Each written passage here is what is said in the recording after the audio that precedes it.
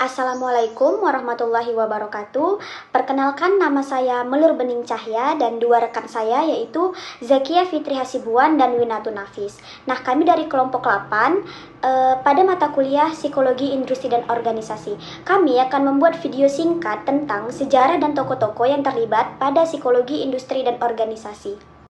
Assalamualaikum warahmatullahi wabarakatuh. Perkenalkan, nama saya Winatun Nafis. Di sini saya akan menjelaskan mengenai definisi psikologi industri dan organisasi menurut beberapa tokoh. Nah, yang pertama ada Guyon. Pada tahun 1983, ia mengatakan bahwa psikologi industri dan organisasi merupakan keilmuan yang mempelajari mengenai hubungan antara manusia dengan dunia kerja.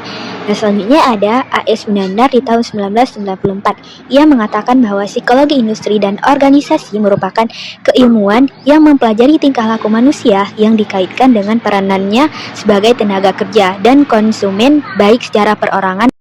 Selanjutnya, sejarah perkembangan psikologi industri dan organisasi di era pra-perang dunia tahun 1900 sampai dengan tahun 1916.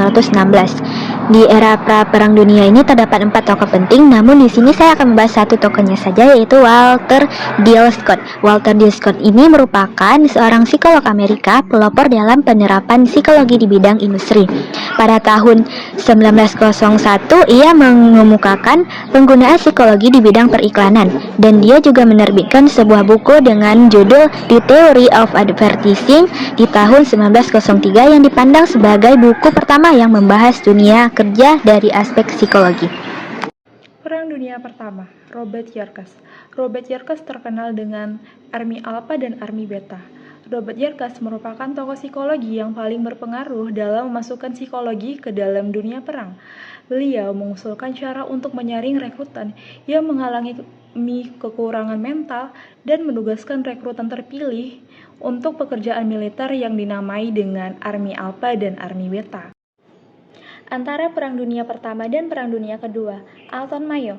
Alton Mayo sangat terkenal dengan eksperimen Hawthorne-nya. Mayo dan kawan-kawan tertarik melihat bagaimana berbagai kondisi kerja, baik itu penerangan, kelembapan, jadwal istirahat, jam kerja, dan gaya manajemen yang dapat mempengaruhi produktivitas. Akan tetapi, hasil dari penelitian mereka tidak ada korelasi antara tingkat penerangan dan kinerja. Kinerja responden meningkat seiring dengan berjalannya waktu. Kemudian, kelompok eksperimen mengalami penurunan kinerja hanya ketika penerangan saat redup. Penelitian berikutnya, Mayo meneliti kinerja karyawan ketika bekerja tanpa adanya supervisor resmi. Hasil dari penelitian ini, kecenderungan individu menunjukkan kinerja lebih baik ketika diperhatikan dan dibuat merasa penting. Pekerja yang memiliki kemampuan jaringan sosial, mereka juga dipengaruhi oleh tekanan sosial dan norma kelompok. Sejarah Pio, Perang Dunia Kedua secara singkat, di mana pada masa ini penggunaan assessment center dan tes kelompok semakin berkembang. Pada masa ini pula juga para wanita semakin dibutuhkan untuk mengisi posisi-posisi pekerjaan akibat banyak pria yang wajib mengikuti militer.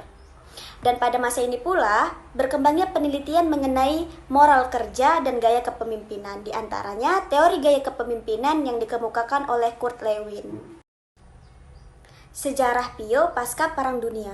Nah, pada masa ini sempat terjadi ledakan ekonomi yang mendorong masyarakat untuk menempuh pendidikan tinggi di Amerika.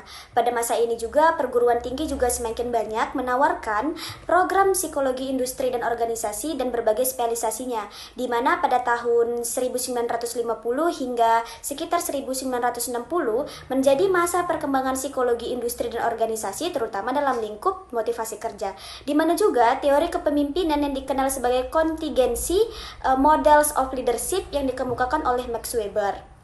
Kemudian, Cat dan Ken pada akhir tahun 1960-an mempublikasikan buku yang berjudul The Social Psychological of Organization yang merupakan buku klasik psikologi industri dan organisasi.